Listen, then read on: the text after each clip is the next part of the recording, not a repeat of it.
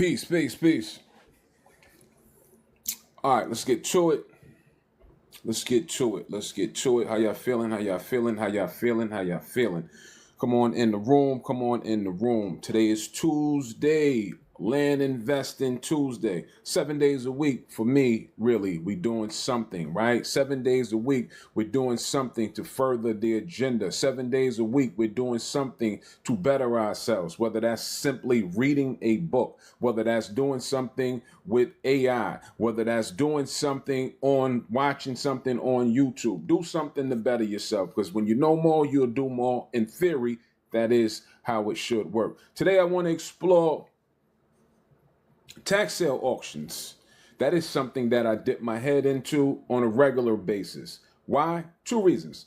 One is something that we teach, right? We run a community and we show people how to tax sale invest. In particular, tax deed invest, right? Two, if I find the deal, I'm an investor myself, right? So I'm always dipping my head in. Even if I don't keep the deal, I look for valuable places to pass on to the community and say, oh, more food on the table for us to go after, more food to eat. That is the purpose of community. These days, that is my job. So I had the pleasure of discovering a new auction just yesterday. I discovered 3 new auctions, right? Listen, I want to be very transparent, because it's 2026 and there's no reason for you not to be involved in some capacity. If you're not in my community, fine. Do it on your own. It is 2026. You have AI, tap into AI, ask AI where these auctions are at, right? But I always say AI can't necessarily do it for you. Why? Right? They can give, even AI can give what they think is a good deal or not is a good deal. Very capable of doing that. But I find that most people feel more comfortable when they have that human touch to walk them through. It's like a trainer in the gym. You can go in the gym and lift weights yourself. You can go in the gym and do jumping jacks yourself. But if you're not a gym person, it's something about when that trainer says, in 5, in 4, in 3, give me one more, give me another push. Same thing here is all that we're saying. If you choose to fly solo, have at it. I love that for you. That is why we on here every day screaming, get involved in this space. It's a lucrative space. It's an asset class. I wholeheartedly believe that we need to explore all avenues that could put food on the table. For us, this is just one that we discovered that works for us. This is how we put food on the table. So this is me sharing what I found. Hello, look what I found over here. That's all that we show up and say. Now, if you need my help, if you need my expertise, there's a price to pay for that. There's a price to pay for education, because nothing is for free. Me showing up for you isn't free. That calls I have to exude time, energy, and effort to show up, right? And we service a lot of people. So in return, we simply say, I would like to be compensated for the knowledge and skill set. Because before there was an AI, we were land investing. Long before there was an AI. This is 10 years on the clock, right? It's only genius work when you see it worked. Or working, then it's genius. Oh my God, the Acre Boys, those guys are flipping land. But you didn't see it in the beginning. On year 1, you may not have been so excited in year 1. So this is time on the clock. So I don't say run away from AI. I say implement it into what you have going on. Add it as a tool. It's useful, right? It could be very useful. Add it as a tool. So I was exploring this new auction and found some really good deals there. I'll tell you what I tell my mentees. Before we invest, including myself, in any auction, we have to do a thorough investigation to make sure we understand the rules of engagement before you just jump out the window and go invest. Once the money is out, the money is out. There's no return in it. right? So if you don't get something right, if there's something you didn't understand, guess what? They don't care. It's called caveat emptor, which stands for buyer beware. Play at your own risk. Know what you're doing. On every online auction, even in-person auction, they'll tell you, right? Consult an attorney if you're not sure, but do your due diligence before bidding. And I concur. Do your due diligence on what county and auction you are dealing with. What does that mean? First, the simplest thing and the easiest thing that we can do is read. If you can read, you have the potential to achieve. Read the rules first. I don't care how long it is. Read it. Then try to grasp an understanding of what they're conveying through the font and the caption. Then after you do that, call down to the county. This is what we teach. Call the county to make sure that what you read aligns with what they're saying on the phone. And then once you have that understanding, then we can talk about placing an offer or placing a bid. Once the money is out and you didn't have an understanding, it's out. I've had students come in and that were eager to win a bid and make money and didn't do the right thing. And then they come and say, I bought this property. I had a problem getting rid of it. Can you help? I doubt it. You're in too deep.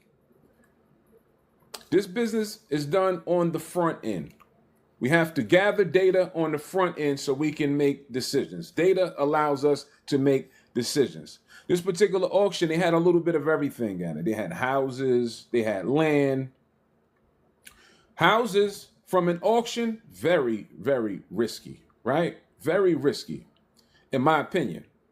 And the reason I say it's risky coming from an auction is for the reasons I stated before. Once you pay for it and you didn't do a thorough investigation, then you have to think. See, we think different than what a new investor and how they think. A new investor just want to make money and fast. So do I.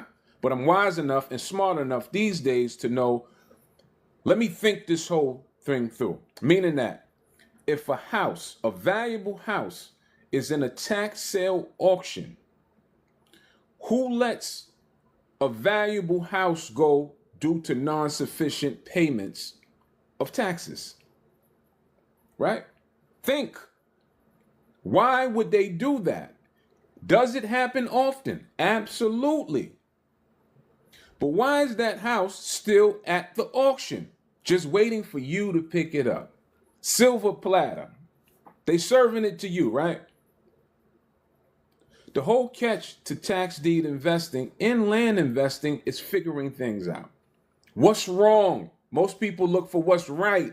We look for what's wrong. Because if we can identify everything that's wrong, that means it's all good.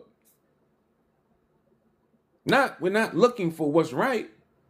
Everybody likes what's right. We need to know what's wrong. And then once we identify everything that we can with what's wrong or potentially could go wrong, then we can make decisions. You should kind of handle your life like that. Handle your relationships like that, new relationships. Side note, figure out what's wrong first. I know you can deal with the good. Everybody should be able to deal with what's right. What's wrong with you? So you got to talk to your new spouse or your new date. What is wrong with you? I'm very blunt, right? I'm not on the market, by the way, but if I was and I went on a date, I ask on the first date, what is wrong with you? Oh, God. And if they start to tell me what's wrong with them, then it's usually like, hey, they telling you. People, all you have to do is ask and people get to talking. Same thing in this business. Ask those land sellers questions And they get to talking and explaining everything. I got it from my grandmother. She didn't do nothing with it. Her and the husband used to fight out in the yard and shoot the chickens. They start telling you everything about the property. Keep them talking. Same thing with realtors. When we're looking for new realtors, you have to know what questions to ask to pull the answers out of these realtors. Right? Many of my students ask, well, how do I know if an area is good that we never played in? I don't know. I don't live there. I haven't invested in every area. You have to contact the experts in the area. Contact the realtors. Pick their brain. How do you pick a realtor's brain? What is a realtor's job? Their job is to sell things, right? You look up one of their listings of something that they're selling. You call them and you ask them about their property that you're selling. Why they're telling you about the property that they're selling? Ask them about the surrounding area. That's the area you want to invest in, right? Free knowledge. You don't have to pay them for it. It's their job to tell you and sell you on their property. Well, tell me more about the surrounding area. Is land selling faster in this area? Do you think this is a good price for land? Ask the pertinent questions to get what you have to get. How's the soil in this area? Does perk tests typically pass? I ask all kind of questions. And sometimes we get, a chatty patty, and sometimes we get people who don't want to be bothered. But that's the game. It's been times where me and my partner, we called it, call parties. We had to go on a call party to find when we would be selling our property. We want an expert in the area. You want a good realtor, right? You want a good realtor to represent your property. That's what you want. You don't want any old realtor that hasn't had the most experience with selling land representing you. Because if you do, I'll tell you what's going to happen. You pick the wrong realtor, they're going to take your listing, they're going to tie you up in a 6 to 8 month contract. Don't go over 6. 6 should be typical. They're going to slap a percentage that you're going to owe them on that, right? Whether you sell it or they sell it. Once you're tied into that contract, you owe, right? And all they're going to do is put it on the MLS and they're going to walk away. If they get a hit, it get a hit. That's what a regular realtor would do. A good land broker. There's a difference between a realtor and a land broker. A land broker is one that professes and is a professional in the art of buying and selling land in that industry. You want a land broker, not a realtor that says, well, I dibble and dabble. Some are okay. I've dealt with a little bit of some of them. Some of them are good. Some of them do a duality of both houses and land. But if you got like a smoking hot property, large acre tract, find you a land broker. If it's definitely if it's a large acreage tract, right? Maybe a smaller infill lot, 2 acre, 1 acre and under. Yeah, you may find a realtor that has done both, right? What does a good broker do? What's a good land broker do? A good land broker, they first go out, take high quality photos of your property, drone shots, drone videos, and things like that. Why is that important? Because what sells properties? Images sells properties. So you want to have high quality professional images that's representative of your property, right? Are you flying over to Arkansas or are you flying over to Indiana or wherever we buying land at to go take pictures? No. So we have to partner with a good broker, right? For them to be our eyes and ears. Why do they do that for us? Because this is how they make money. So we come bearing gifts. Dear sir, madam, I have a piece of property that I want to put up for sale. I thought you were the perfect candidate. I went through your resume. I saw everything that you have done. I'll be happy if you would represent me on the sale of my property. Sure. I've never seen them say no to anybody offering them money. That's equivalent to money. Right? Only time they would say no, some will say, let me see what you have. Send me over what you have. Let me take a look at it. Because good brokers don't want to waste their time with things that's not lucrative. They don't want to waste their time with something that they feel that they can't get sold. Right? But we have enough experience on the front end not to waste anybody's time. Because we bought it right. It's back to what I said. We have to buy it right on the front end. And once we buy it right, it typically goes right. Two reasons why we found that land has a problem selling. One, something's wrong. You missed something. Oops, I didn't see it was in a flood zone or had wetlands or had a creek that was interfering with where the house would be built at. Oops, I missed that, right? Or it's priced too high. Those are the two reasons we find that land doesn't sell. What do we do if it's priced too high? By the way, text me at 516-540-0716. It's pinned to this conversation.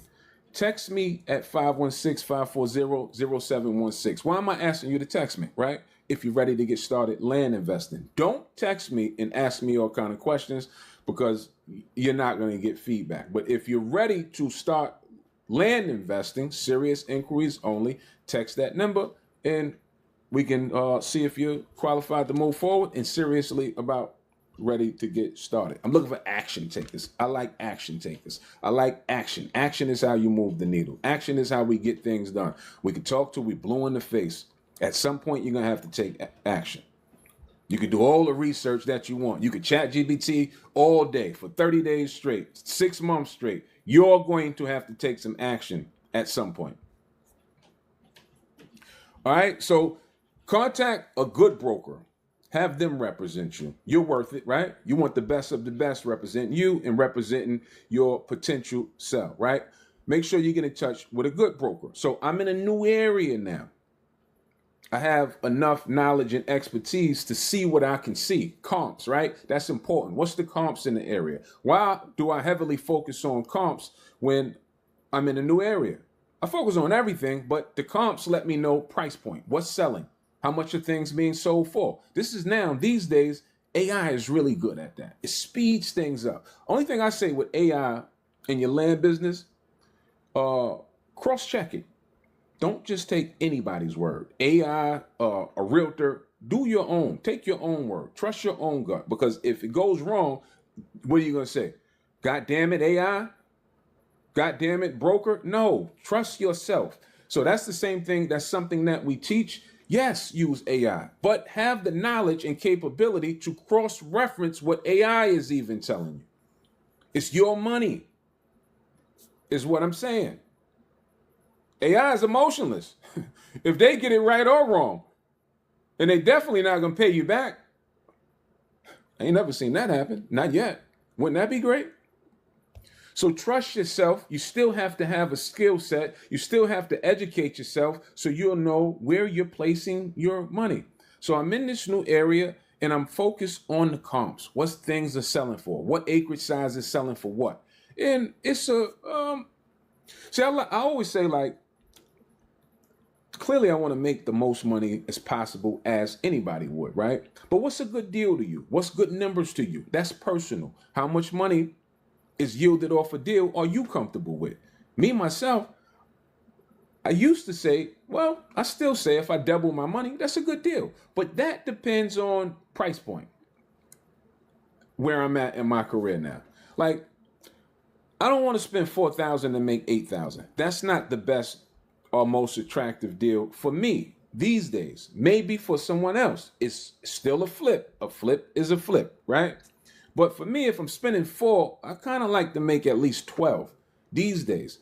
When I'm dealing with a flip, now if I spend 20 grand and make 40 grand, that's a little different. That's a larger profit, right? If I spend, 30 and make 70, 30 and make 60, that's different. That works for me. But if I got to spend 3 to make 6, that's not that attractive for me. That's the beauty of all of this. You get to say what's good for you. What's a good profit for you? What's a good spread for you? Me, I say, as long as it worked for you and you're not losing on the deal, that's great. You doubled your money, right? We had a young lady mentee in our community.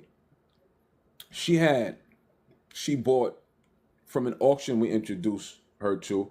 She bought for $1,500 a property in a nice area, subdivision area, houses going for $300,000 and things like that, right? She paid $1,500 for it, and it was an acre at that. And the other parcels listed in that area, they were listing theirs for sale $25,000, $27,000, $19,000. These were some of the list price. These were some of the comps that we can see, right, from our viewpoint.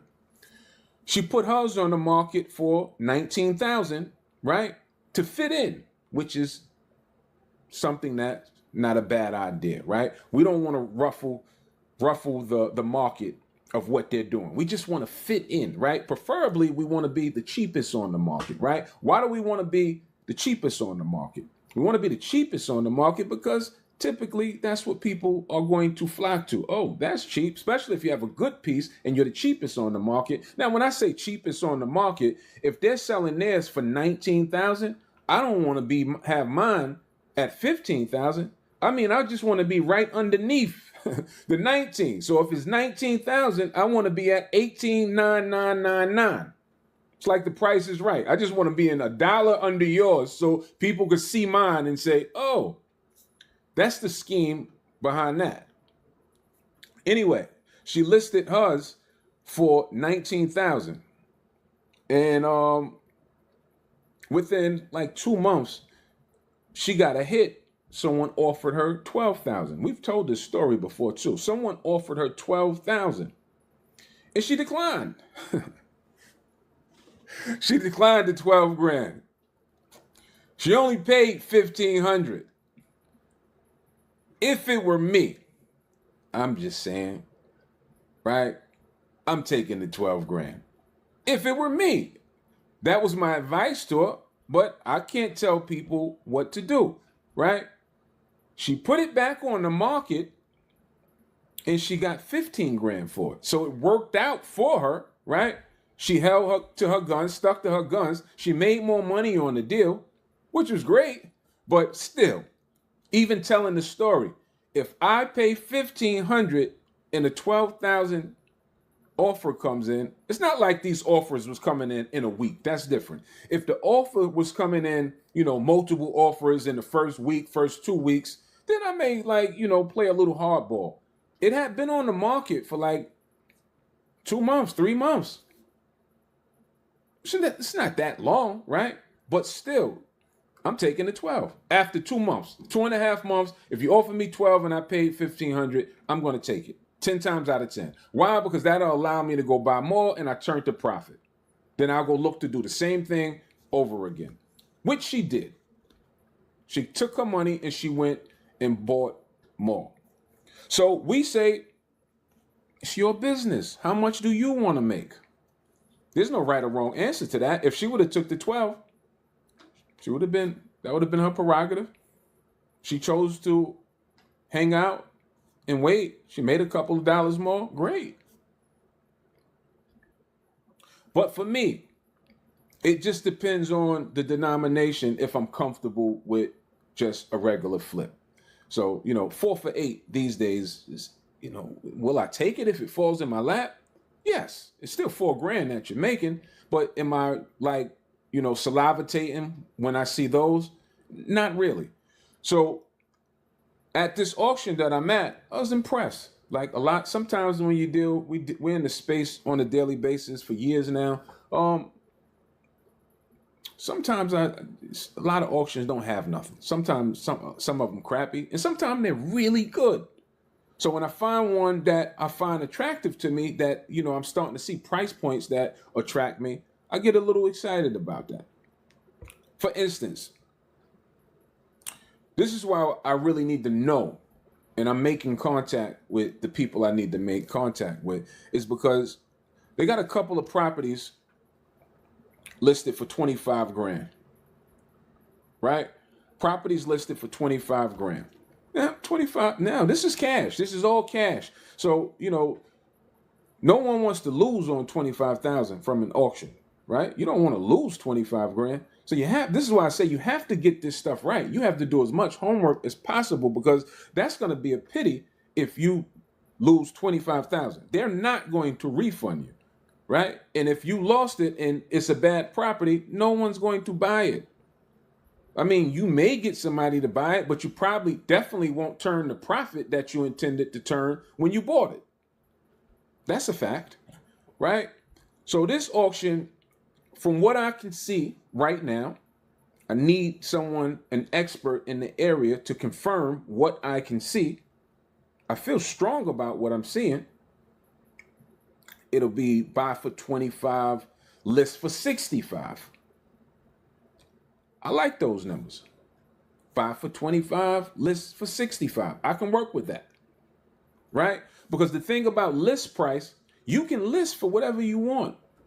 You can list it for $1 million if you want. It doesn't mean that they're going to pay for it.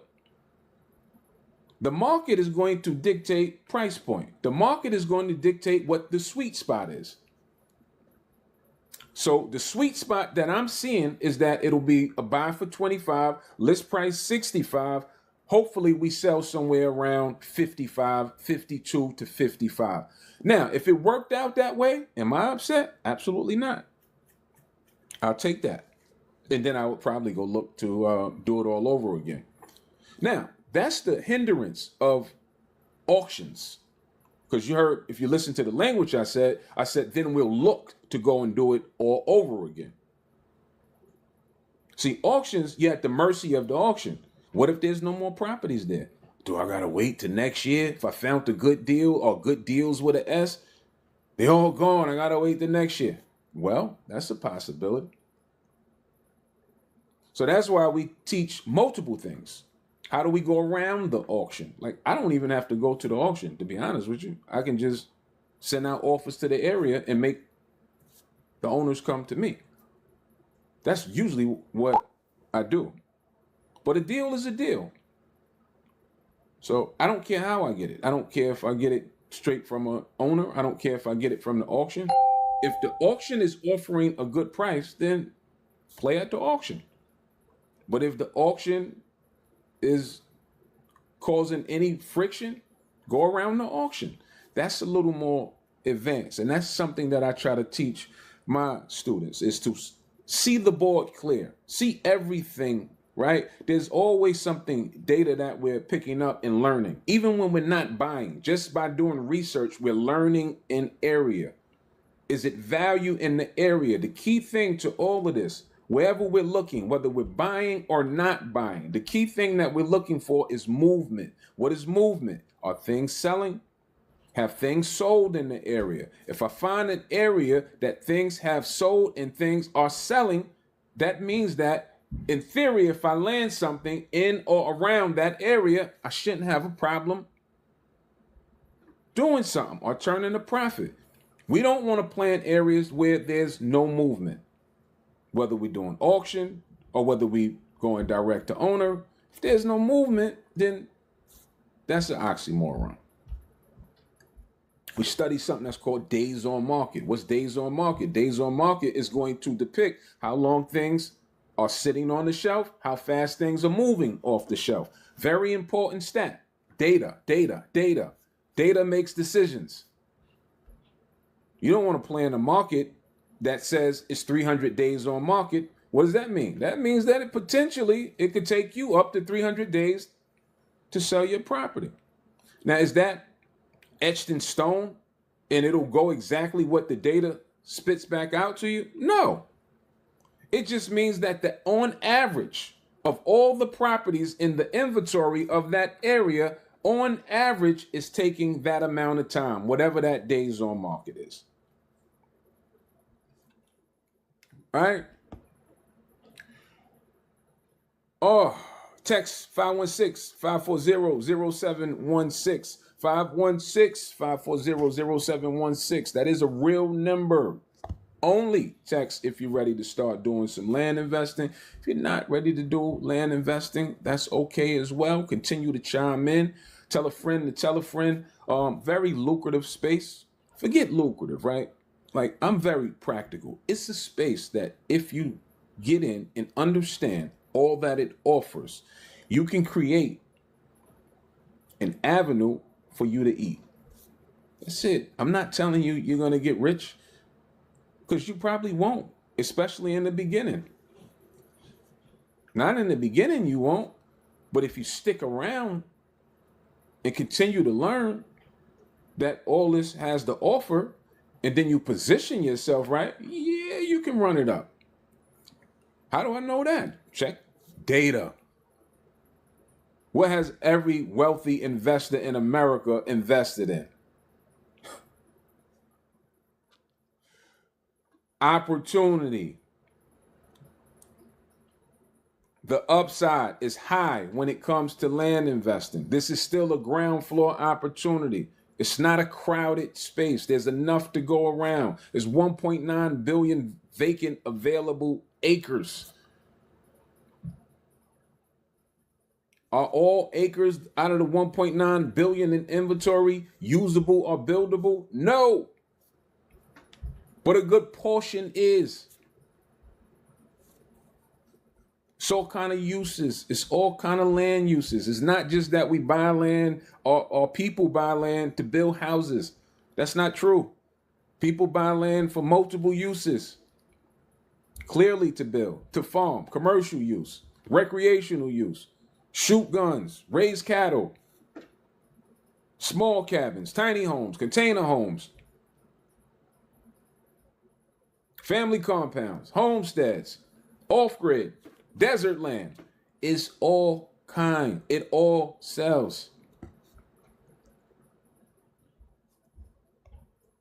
So it's a great space to create an avenue that you can eat off of for a long time.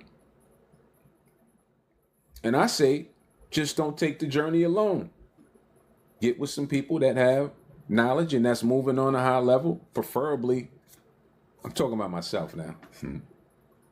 Get with somebody, get with the winning team is what I'm saying.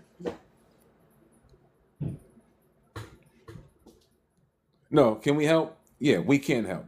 And I don't say that out of what I think. I say that now based upon the data. We have helped a lot of people. We have been running a community for 4 years. My students have put out marvelous testimonials, some things that I'm so proud of that I didn't even imagine that I'll be in this space showing somebody else how they can go out and make $100,000 off a deal, how they can go out and make 60, 70,000 off of one deal. You know, some of our students, the young man that made 70 off of one deal, he didn't make 70 for the year on his job. So how impressive is that? He didn't make, it took him 12 months to make, he was making like 58,000 in 12 months. Then he comes and he gets a, $60,000, $70,000 deal in one shot. Impressive. Just had a student maybe 3 weeks ago just said he turned like a 30 grand profit, wiped all his debt out. I told that story. How impressive is that? That one deal. We taught him something that wiped his debt out. You know how hard it is when you get in debt? And if you don't, which I'm sure you do, right? We all can relate. When you fall back, that's when it's harder. It's a heavier push now. So the fact that we can impart something into somebody and it helped them relieve their debt, it's great. So when people start, frowning on, I don't know, because I don't know who's on the other side listening. So I'm just saying that I know in our culture, when it comes to paying for education, it's not a popular thing, right? We tend to wait till we get to a certain age or a certain maturity point, and then we wisen up. So I say that I really wish that this would happen. What if this becomes popular amongst the youth, the young men, 21, 22, 23, 24, that got the spunk, that got the energy to go spice this up and run it all the way up? Because you can create businesses just by owning your own land. You don't need a building to have an event space. You can have an outdoor event space. We drop so much knowledge in Jules. They got Hip Camp. Hip Camp is equivalent to Airbnb. They Airbnb vacant land. So it's a plethora of things that could be done. So we get the youth involved. That's when we're really doing something. And they don't want this to be popular. Not amongst you. They don't want that. All right. So I did miss, shame on me. I did miss 2 days of going live. Now let's talk mindset. And I did say I wasn't going to miss any days. So I have to say, Ray, you didn't stick to your word. I have to be truthful with myself. I ain't even have to be truthful with you. I don't owe people anything, but I be truthful with myself. I did say that. And then my partner, Jay, he had a birthday over the weekend, and we went out and let our hair down a little bit, and, had one too many drinks, and I was just like sluggish. And it got late on one night, and I was like, yeah, I'm going to do it. And I didn't do it. See, the catch to all of this is doing things when you don't feel like doing it. Right? Remember I said that everybody likes good. Everybody can deal with what's right and what's good. Everybody wants to do things when they feel like doing it. But the real winners, they have mastered doing it when they don't feel like doing it. So most of the time, and I won't say I that. I won't say I deserved. See, you see how people, even me, see how you start to tell yourself shit to let yourself off the hook? I deserved to have a day off or two. No, you didn't. No, not really. Like, I'm not that guy. Like, I'm not the pity party guy. Oh, I worked hard all week. Nah, so what? Work 7 days a week. Did you hit your goal is the question. If you hit your goal in 2 days, then take off. But if you didn't hit your goal and it take, 9 days in a row, that's the mentality. Right? So am I where I want to be? No. Am I doing all right? I'm doing all right. But am I where I want to be? No. So me letting myself off the hook, if you say you're going to do something, do it. Now I'm talking to myself through the live. And that's how you should be holding yourself accountable. If you say you're going to do something, do it. It ain't going to do it by itself. That's why I said at some point, you're going to have to take action. Same way you pick up the phone and you scroll and you watching fights, and fellas, you watching breasts and booty. You're going to have to put that down at some point to move the needle at some point. You gotta stop me when I'm lying. See, these are conversations that, people don't really want to have these conversations. Did you have a daily conversation about finances today? Did you talk to anybody about finances today? You should be having a daily conversation about finances to some degree. In particular, not just spending it. And when you know the frequency of it, you don't even use the word spend, circulating it. Why do we use the word circulating? Because we intend on it coming back to us. Money is called currency. It has a current. Right? So hold yourself accountable. Have daily conversations about income. Have daily conversations about how you can move forward. If you don't have friends to talk to, fire them. Find a tribe. I always say, find your tribe. Find somebody. Find a group that's moving how you want to move. Fire your circle. You don't have to, completely say, screw you. Y'all no good. But just separate your time from things that's not conducive. You can still say, hey, y'all, but I'm over here right now. I'm trying to get there right now. I got to love you from a distance. Right? And that's maturity. With growth comes maturity. Because, the circle is super small these days. Like, if you're not moving how we're moving, then no. I don't want new friends. I don't want to hang out with new people. I don't care to even have the same conversation that you're having. I mind my business. I stay in my lane with my small circle.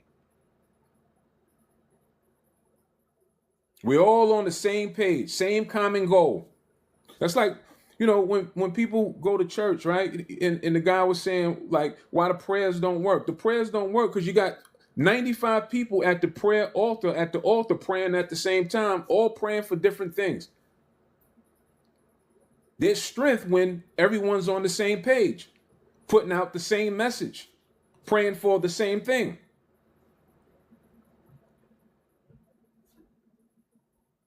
So find your tribe. Find somebody that's doing what you like to do. If it's land investing, you have now the Acre Boys, and you have others out there.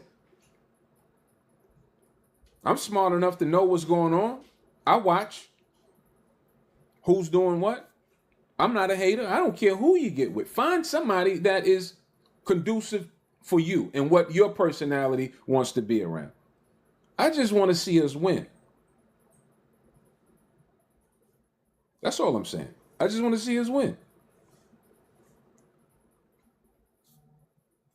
And it's out there. It's like it's so many opportunities out there. My man said, how long you been in this space? We've been doing it for 10 years. 10 years, 4 years teaching capacity. So I do have to go. I got to go drop my daughter off. But I do want to say that congratulations to us. We have grown our 500,000 organic followers on Facebook. We just hit 300 organic followers on Instagram, and we're growing our YouTube and our TikTok family. We're growing. So we're chasing 1 million organic followers. We don't run ads. We just show up every day. Someone asks, how did y'all do it? I don't know. I only can tell you what was done, right? You only can look back and say, here's what I've done. And what I've done is we showed up every day. That's it. Not 6 days a week, 7 days a week, not 364, 365. We show up. And that's all you can do. Show up. Work hard. Put the effort in. What you put in, something to come out. You put nothing in, nothing comes out. Like, we make this stuff like rocket science. It's really not. If you find something that works, pick it up, never put it down until it works. I always use the word until. When is my until, Ray? I don't know. Everyone until is different. Yours may be 3 months, his may be 3 years, mine may be 3 weeks. But go until. And then, once you hit that until, set another until. That's how you constantly grow. So congratulations to us. It has been a lot of work put in. I won't tell you that it hasn't been a lot of work put in. The number sounds good, 800,000 organic followers, but it's been a lot of work put in. It's been days where we didn't want to do videos. It's been days where I didn't want to do a live. It's been days where I didn't want to talk. But we showed up regardless of how we was feeling. It's not always comfortable. See, a lot of these people, you just see the finished result and it looks so polished, and no, it's going to be work.